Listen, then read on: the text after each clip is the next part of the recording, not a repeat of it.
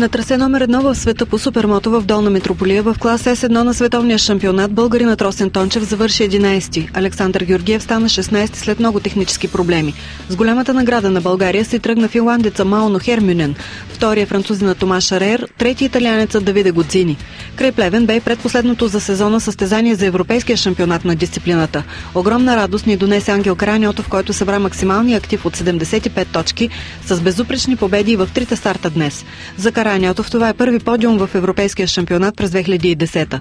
Втори стана лидера във временното класиране Урош Настран от Словения, третия италианецът Тео Монтичели. След Плевен Караниотов се изкачи от 10-то на 6-то място в общото класиране. При един оставащ кръг и 3 манша българинът има големи шансове да влезе в топ 5 на европейския шампионат. Караниотов има много по-убедително представяне за Европейската купа, където е временен лидер. В клас С3 първото място бе отново за българин Антонио Тодоров с КТМ. Последният старт от европейския световен шампионати е на 21 ноември в Салу, Испания.